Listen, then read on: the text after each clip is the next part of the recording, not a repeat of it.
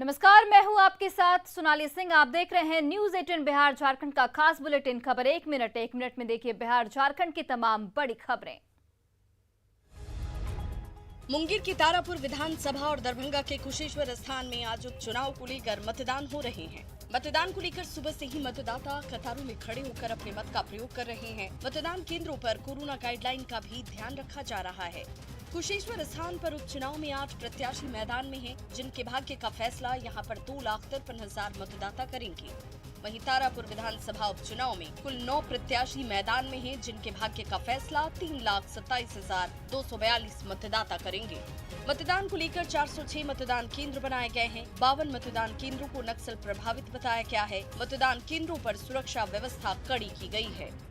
बता दें कि कुशेश्वर स्थान से जेडीयू विधायक शशि भूषण हजारी के निधन के बाद चुनाव हो रहा है, तो वहीं तारापुर में जेडीयू विधायक मेवालाल चौधरी के निधन के बाद सीट खाली हुई थी। दोनों ही सीटों को लेकर कांग्रेस और आरजेडी में भी टूट हो गई। इन दोनों ही जगहों पर कांग्रेस और आरजेडी के अपने अपने प्रत्याशी चुनावी मैदान में हैं।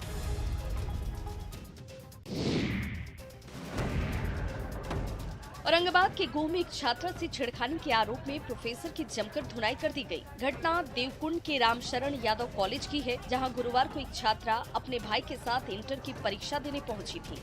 परीक्षा खत्म होने के बाद कॉलेज के सभी प्रोफेसर और प्रिंसिपल चले गए थे। कॉलेज के बाहर गेट के पास छात्रा अपने भाई के आने का इंतजार कर रही थी और उसी समय प्रोफेसर ने उसके साथ छेड़खानी की। छात्रा ने घर जाकर अपने परिजनों को पूरी बात बताई। सभी टीचर चले गए थे। वो बच्ची रुकी हुई थी कॉलेज में, उसको भाई को आना था, उसी को बाइक से ले जाना था। वही क्रम में एक अजय कुमार जी हैं, कॉलेज के ही टीचर, छेड़खानी कर दिए। कॉलेज से उनको हटाने के लिए मैं कोशिश कर रहा हूँ। अगले दिन छात्रा अपने भाई के साथ कॉलेज पहुंची और प्रोफेसर की चप्पल से धुनाई की, जिसका वीडियो अब वायरल हो रहा है।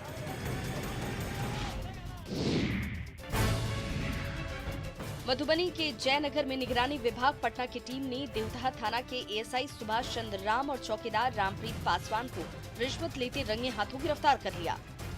निगरानी विभाग के अधिकारियों से मिली जानकारी के मुताबिक देवधा थाना क्षेत्र निवासी ऋषिकेश कुमार से देवधा थाने में दर्ज एक केस को रफा दफा करने के लिए थाने के एएसआई सुभाष चंद्र राम द्वारा 26,000 रूपए रिश्वत की मांग की गई थी। ऋषिकेश कुमार ने इस मामले को लेकर निगरानी विभाग पटना से शिकायत की थी। चौकीदार रामप्रीत पासवान और एएसआई सुभाष चंद्र राम को रिश्वत की राशि के साथ गिरफ्तार किया गया है। दोनों के खिलाफ शिकायत मिलने के बाद निगरानी विभाग की टीम ने डीएसपी एसके माउवार के नेतृत्व में जाल बिछाते हुए एएसआई सुभाष चंद्र राम और चौकीदार रामप्रीत पासवान को 26,000 रूपए की रिश्वत लेते रंगे हाथों गिरफ्तार कर लिया है। बताया जा रहा है कि इससे पहले भी दोनों की कई बार शिकायतें मिल चुकी थी।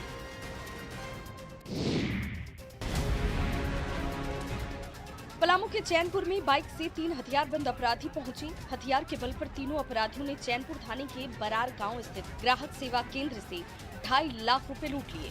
पैसा लूटकर अपराधी भागने लगे और इस दौरान एक शख्स ने शोर मचाना शुरू कर दिया। सत्येंद्र विश्वकर्मा के शोर को सुनने के बाद ग्रामीण इकट्ठा हो गए और भाग रहे लुटेरों को पकड़ लिया गया। खुद को घिरता देख लुटेरों ने ग्रामीणों पर फायरिंग शुरू कर दी, लेकिन ग्रामीणों ने बहादुरी दिखाते हुए तीनों को दबोचा और जमकर पिटाई की। घटना की जानकारी मिलने के बाद चैनपुर थाना प्रभारी उदय कुमार गुप्ता के नेतृत्व में पहुंची पुलिस ने तीनों को थाने पहुंचाया। इनके पास से हथियार और गोली भी बरामद की गई। गिरफ्तार आरोपी गढ़वा, रेहला और पांडु के इलाके के रहने वाले हैं। गिरफ्तार आरोपियों की पहचान पवन चौधरी, विपिन कुमार और कृष्ण कुमार रवि के रूप में की गई है। वहीं चौथे अपराधी की तलाश में चैनपुर थाने की पुलिस लगी हुई है।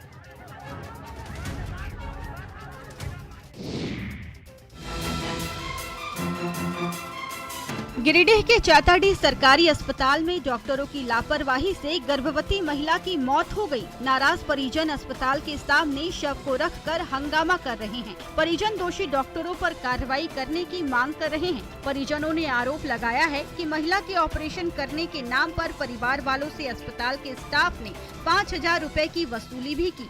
उसके बाद भी ऑपरेशन में लापरवाही बरती गई, जिससे चंचला देवी की मौत हो गई। परिजन मुआवजे की मांग कर रहे हैं।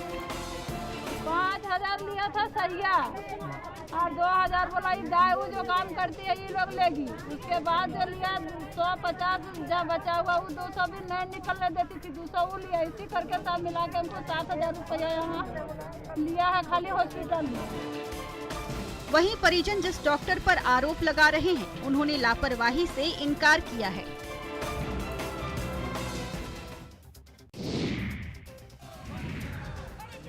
दानापुर के फुलवारी शरीफ में एसडीपीआई पार्टी के नेताओं और कार्यकर्ताओं ने भड़काऊ नारा लगाकर सांप्रदायिक माहौल को बिगाड़ने की कोशिश की है, जिसके बाद पार्टी के नेता और कार्यकर्ताओं समेत 40 लोगों पर एफआईआर दर्ज की गई है। इन लोगों ने सक्षम पदाधिकारी की ओर से मना किए जाने के बाद भी शुक्रवार की नमाज के बाद जुलूस निकाला और उसमें सांप्रदायिक उन्माद फैलाने वाले भड़काऊ नारे लगाए। जुलूस निकाल रहे लोगों को जब पुलिस समझाने के लिए पहुंची तो एसडीपीआई के नेता पुलिस से ही उलझ गए और कह दिया कि उन्हें जुलूस निकालने से कोई नहीं रोक सकता। कोई जरूरत नहीं है। ठीक है, तो हम बोल दे रहे हैं, आप लोग जो भी जुलूस में शामिल होइएगा कुछ नहीं होगा। जिन लोगों पर एफआईआर दर्ज की गई है उनमें पार्टी महासचिव एहसान परवेज, अतहर परवेज, शब्बीर मलिक, सरफराज और कौशर बानो शामिल हैं।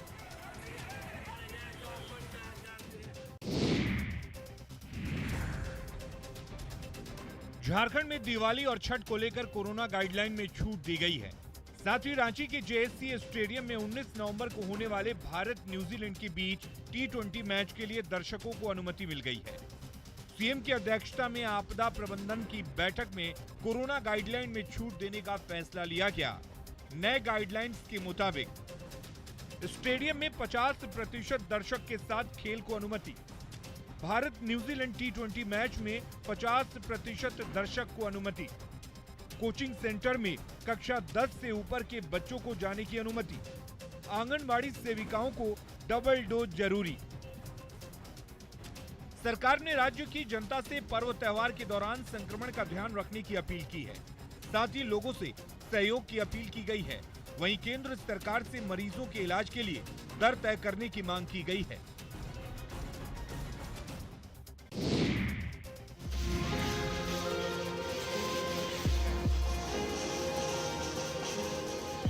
देश भर में इसरो वैज्ञानिक की परीक्षा में 22वां स्थान लाकर पूर्णिया का गौरव बढ़ाने वाले जिला स्कूल के छात्र रहे आशुतोष कुमार झा का जिला स्कूल में भव्य स्वागत किया गया।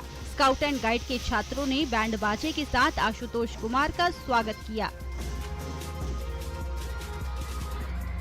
मंच पर उन्हें फूल माला पहनाकर और प्रशस्ति पत्र देकर सम्मानित किया गया। इस दौरान उन्होंने स्कूल के छात्रों का मनोबल बढ़ाया, साथ ही स्कूल के शिक्षकों के सहयोग के लिए आभार भी व्यक्त किया। बिहार में प्रतिभा की कोई कमी नहीं है। यहाँ की मिट्टी फसलों के लिए जितनी उर्वर है उससे कहीं ज्यादा ज्ञान के मामले में है। आशुतोष ने कड़ी मेहनत और लगन के बदौलत आज इसरो के साइंटिस्ट की परीक्षा में देश भर में 22वां स्थान लाकर बिहार का नाम रोशन कर दिखाया। मेरा आईटी दिल्ली से एमटेक रहा और उसके बाद बिहार की कला और शिल्प को बढ़ावा देने के लिए सरकार ने नई पहल की है, जिसके बाद दिल्ली के बिहार निवास में बिहारिका का लोकार्पण किया गया। स्थानीय आयुक्त पलका साहनी ने इसका लोकार्पण किया। यहाँ बिहार के अलग अलग हस्तशिल्प, हथकरघा और अन्य कलाकृतियों की प्रदर्शनी लगाई गई, जिसका उद्देश्य राष्ट्रीय राजधानी में बिहार के विभिन्न क्षेत्रों से बेहतरीन हस्तशिल्प और हथकरघा जनित विचारोत्तेजक इंस्टॉलेशन आर्ट को प्रोत्साहित करना है। मंजूषा कला, मधुबनी कला, सिक्की, सुजनी, पेपर माशे, बावन बूटी, ओबरा और मिथिला, तिरहुत, मगध, आंग और भोजपुर के कई अन्य प्रमुख कलाकृतियों से बिहारिका को सुसज्जित किया गया है। यहाँ से आप जो भी खरीदारी करते हैं उसका सीधा लाभ कलाकारों के खाते में जाएगा। आने वाले वर्षों में बिहारिका दिल्ली में अपनी अलग पहचान बनाएगा, जिससे लोकल बुनकरों और शिल्पकारों को असीम संभावनाएं मिल सकेंगी।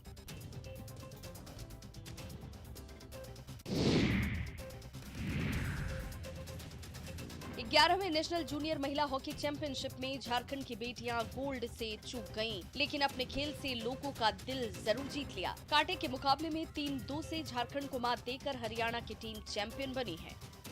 झारखंड की ओर से दीपिका सोरेंग ने पहला गोल कर टीम को बढ़त दिलाई, लेकिन जल्द ही हरियाणा की टीम न सिर्फ बराबरी करती नजर आई बल्कि 3-1 की बढ़त बना ली। हालांकि बाद में झारखंड की रोपनी कुमारी ने पेनल्टी स्ट्रोक को गोल में बदलकर स्कोर को 3-2 कर दिया, लेकिन टीम को हार से नहीं बचा पाई। वहीं राष्ट्रीय स्तर के खेल में खेल मंत्री के लेट लतीफी से झारखंड को शर्मसार होना पड़ा। पूरे देश भर से खिलाड़ी सिमडेगा पहुंचे थे। ऐसे में क्या फाइनल जैसे महत्वपूर्ण मुकाबले में खेल मंत्री को समय का ख्याल नहीं रखना चाहिए था? नमाज के लिए क्या खिलाड़ियों को 22 मिनट तक इंतजार कराना सही है? क्या इससे झारखंड की गलत तस्वीर देश के सामने नहीं गई? सवाल कई हैं, जिसका जवाब खेल मंत्री को देना चाहिए।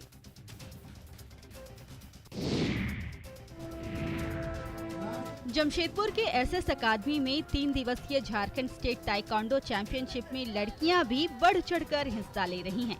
इसका मकसद आत्मरक्षा के साथ ही आत्मविश्वास भी बढ़ाना है। वहीं इस चैंपियनशिप में भाग लेने वाली लड़कियां स्टेट लेवल के साथ नेशनल और इंटरनेशनल मैच में भी भाग लेना चाहती हैं, ताकि खेल के मामले में पिछड़ रहे राज्य और देश में मेडल का सूखा खत्म कर सकें। हमारी यही कोशिश है कि हम झारखंड को आगे लाएं। खेल के क्षेत्र में ताइक्वांडो गेम के सहारे हम थोड़ा झारखंड को सभी के नज़र में लेकर के आए हैं, झारखंड से खिलाड़ियों को बाहर निकालें। चैंपियनशिप में सब जूनियर, जूनियर, सीनियर और 7वें कैडेट कैटेगरी में प्रतियोगिता हो रही है। इस प्रतियोगिता में 670 खिलाड़ी शामिल हो रहे हैं। 31 अक्टूबर को चैंपियनशिप का फाइनल मैच होगा। यहां से जीतने वाले खिलाड़ियों को आगे नेशनल लेवल पर खेलने का मौका मिलेगा।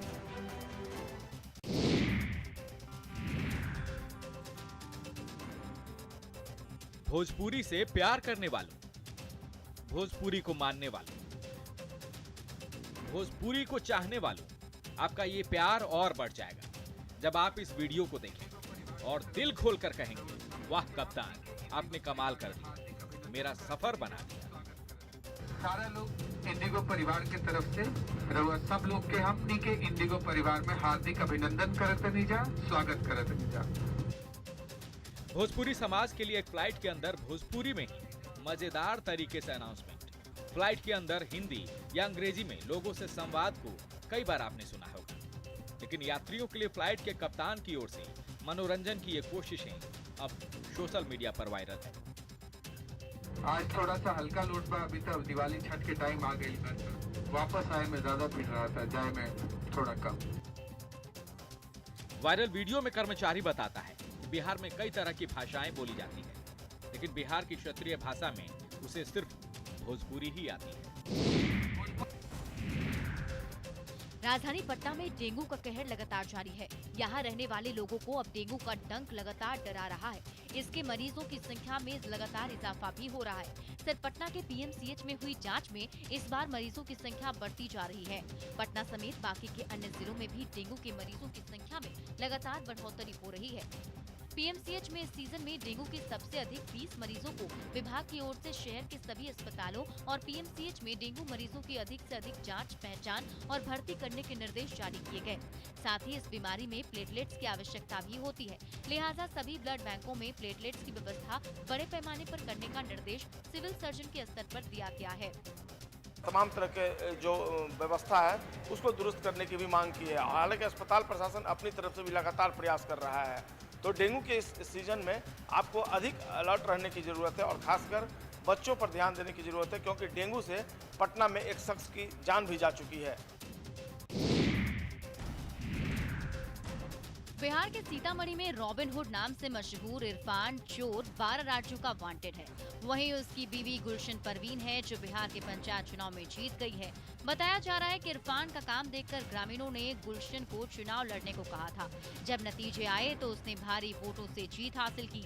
इरफान को उसके गांव में समाज सेवी के तौर पर देखा जाता है, जबकि वो देश के कोने कोने में चोरी करता है और अपने आसपास वालों की मदद करता है। उसे उसके गांव में सड़कें बनवाने, कैंसर पीड़ित का इलाज करवाने, गरीबों की लड़कियों की शादी करवाने के तौर पर जाना जाता है। इरफान की माने तो उसने चोरी की शुरुआत 11 साल पहले की थी। उस समय वो अपनी बहन के निकाह के लिए पैसे नहीं इकट्ठा कर पाया था, तो उसने चोरी की। जब पकड़ा नहीं गया तो ये चोरी का सिलसिला और बढ़ गया और वो जगुआर जैसी कार में बैठकर चोरी करने लगा।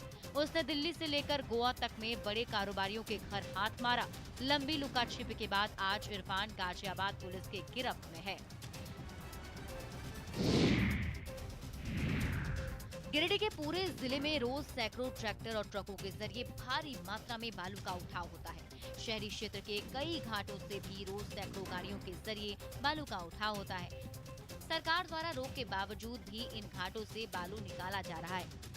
3 सबसे बड़ी नदी बराकर, उसरी और इरगा नदी से बालू का अवैध उत्खनन फिर से शुरू हो गया।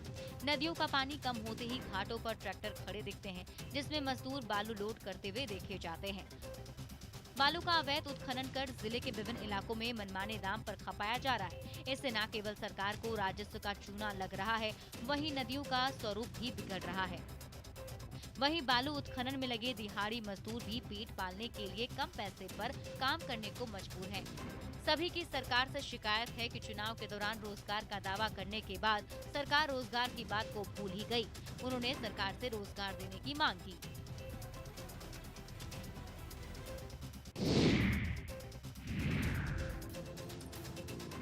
शेखपुरा निमिया परवल की खेती प्रचुरता से की जाती है।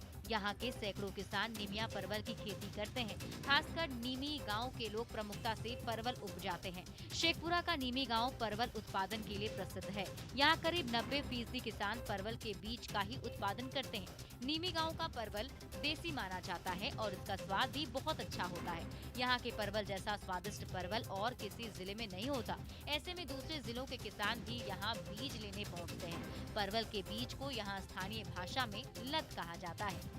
निमिया परवल यहाँ के लोगों के लिए खुशहाली का कारण बन गया है। अच्छी फसल होने पर यहाँ के किसान प्रति एकड़ 70,000 से 1 लाख तक प्रति माह कमाई कर लेते हैं। नीमी गांव किसानों की माने तो परवल की खेती करने पर फसल को सप्ताह में 1 बार तोड़ते हैं और फिर 1 कट्ठा में 25 किलो तक परवल प्रति सप्ताह टूटता है।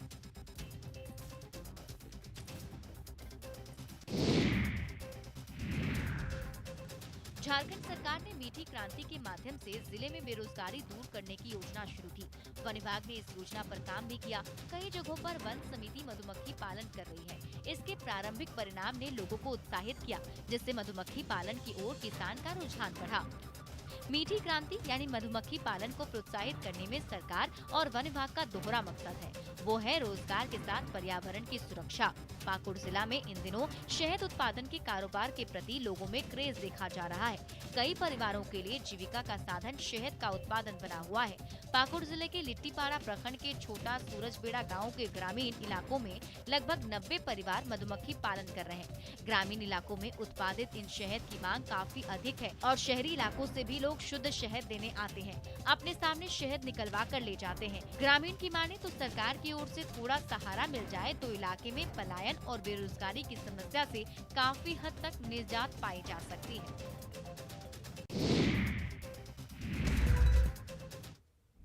और फिलहाल इस बुलेटिन में बस इतना ही। आप देखते रहिए न्यूज़ 18 बिहार झारखंड।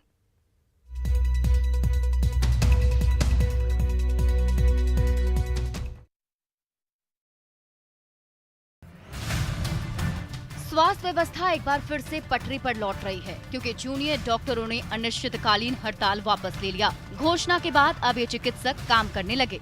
पटना के पीएमसीएच समेत सभी मेडिकल कॉलेजों में एमबीबीएस इंटर्न ने स्टाइपेंड बढ़ाने की मांग को लेकर कार्य बहिष्कार कर दिया था। इससे ओपीडी में जहां सैकड़ों मरीजों की परेशानी बढ़ गई थी, इमरजेंसी वार्ड में भी सीनियर डॉक्टरों पर दबाव बढ़ गया था। पीएमसीएच में जूनियर डॉक्टरों की हड़ताल के कारण सबसे अधिक असर ओपीडी पर दिखा। यहाँ मरीज इलाज के इंतजार में दिखे। पटना सिटी के अगमकुआं स्थित नालंदा मेडिकल कॉलेज अस्पताल के एमबीबीएस इंटर्न छात्रों ने भी ओपीडी सेवा को ठप करा दिया था, जिससे अस्पताल में स्वास्थ्य सेवाएं बाधित हो गई थीं। हालांकि अस्पताल की इमरजेंसी सेवा बहाल थी। भागलपुर के जवाहरलाल नेहरू मेडिकल कॉलेज अस्पताल में तो डॉक्टरों के इस रवैये से मरीज और उनके परिजन ने नाराजगी जताई थी, लेकिन हड़ताल खत्म होने से एक बार फिर से ओपीडी सेवा शुरू हो गई है।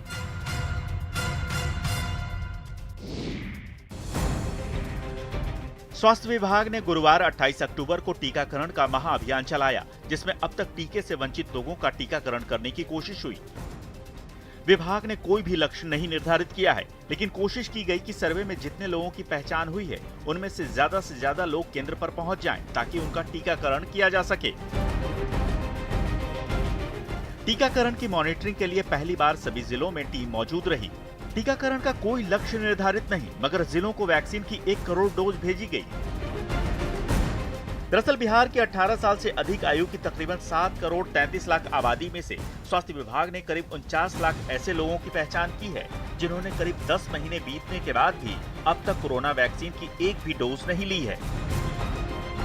इनमें से करीब 45 लाख इस बात के लिए राजी हो गए हैं कि वे अब टीका ले लेंगे। ऐसे लोगों के लिए ही खासकर वैक्सीनेशन अभियान चलाया गया।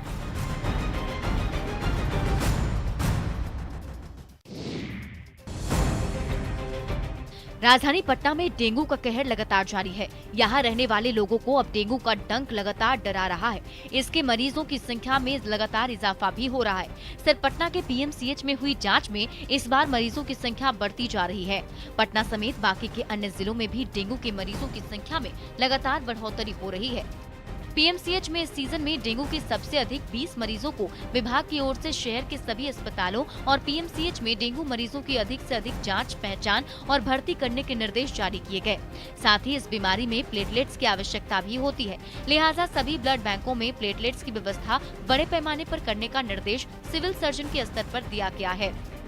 तमाम तरह के जो व्यवस्था है उसको दुरुस्त करने की भी मांग की है। हालांकि अस्पताल प्रशासन अपनी तरफ से भी लगातार प्रयास कर रहा है। तो डेंगू के इस सीजन में आपको अधिक अलर्ट रहने की ज़रूरत है और खासकर बच्चों पर ध्यान देने की ज़रूरत है, क्योंकि डेंगू से पटना में एक शख्स की जान भी जा चुकी है। मुजफ्फरपुर में जैसे जैसे पंचायत चुनाव आगे बढ़ रहा है, घटनाएं भी तेजी से होने लगी हैं। ताजा मामला मनियारी थाना के चैनपुर वाजिद गांव का है, जहां चुनावी रंजिश में जमकर फायरिंग हुई। इसमें एक युवक भी घायल हो गया, उसे अस्पताल में भर्ती करा दिया गया है। चैनपुर वाजिद में जीते हुए मुखिया उम्मीदवार अजरुल हक निराले ने क्षेत्र में जुलूस निकाला था। सैकड़ों की संख्या में भीड़ थी, नारेबाजी भी की जा रही थी। तभी किसी ने छत से ताबड़तोड़ गोलीबारी करना शुरू कर दिया। जुलूस में शामिल एक युवक को गोली लगी और वो सड़क पर गिरकर चिल्लाने लगा। उसे फौरन हॉस्पिटल भेज दिया गया। इसके बाद दोनों तरफ से जमकर मारपीट और चाकूबाजी होने लगी। इसमें पूर्व सरपंच अफरोज आलम गंभीर रूप से घायल हो गए। सूचना मिलने पर मनियारी थानेदार फोर्स लेकर मौके पर पहुंचे। पुलिस के आने की भनक लगते ही सभी वहां से भाग निकले। थानेदार ने घटना की पुष्टि करते हुए बताया कि जीत के जुलूस में घटना घटी है। बवाल, मारपीट और फायरिंग करने वालों की पहचान की जा रही है।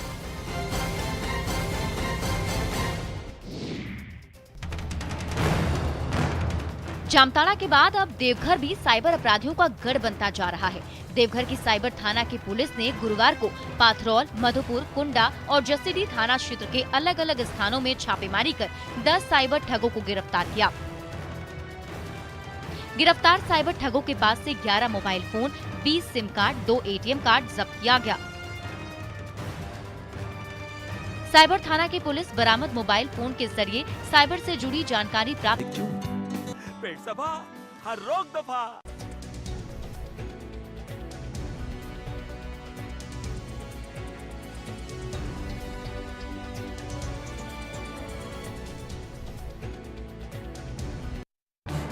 इस न्यूज हेडलाइंस के प्रायोजक पेट सफा आयुर्वेदिक चूर्ण। पेट सभा हर रोग दफा।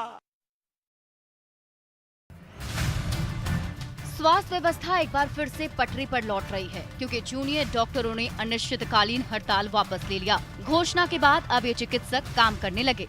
पटना के पीएमसीएच समेत सभी मेडिकल कॉलेजों में एमबीबीएस इंटर्न ने स्टाइपेंड बढ़ाने की मांग को लेकर कार्य बहिष्कार कर दिया था। इससे ओपीडी में जहां सैकड़ों मरीजों की परेशानी बढ़ गई थी, इमरजेंसी वार्ड में भी सीनियर डॉक्टरों पर दबाव बढ़ गया था। पीएमसीएच में जूनियर डॉक्टरों की हड़ताल के कारण सबसे अधिक असर ओपीडी पर दिखा। यहाँ मरीज इलाज के इंतजार में दिखे। पटना सिटी के अगमकुआं स्थित नालंदा मेडिकल कॉलेज अस्पताल के एमबीबीएस इंटर्न छात्रों ने भी ओपीडी सेवा को ठप करा दिया था, जिससे अस्पताल में स्वास्थ्य सेवाएं बाधित हो गई थीं। हालांकि अस्पताल की इमरजेंसी सेवा बहाल थी। भागलपुर के जवाहरलाल नेहरू मेडिकल कॉलेज अस्पताल में तो डॉक्टरों के इस रवैये से मरीज और उनके परिजन ने नाराजगी जताई थी, लेकिन हड़ताल खत्म होने से एक बार फिर से ओपीडी सेवा शुरू हो गई है।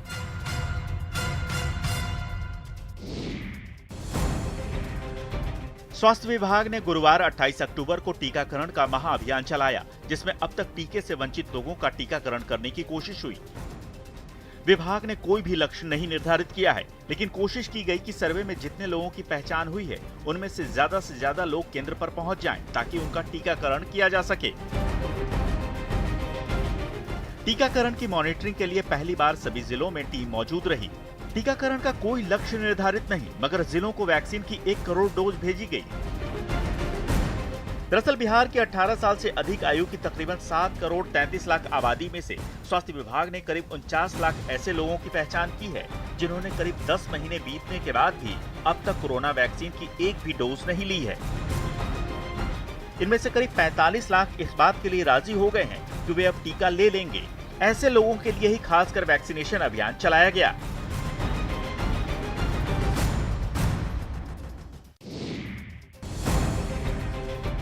राजधानी पटना में डेंगू का कहर लगातार जारी है। यहाँ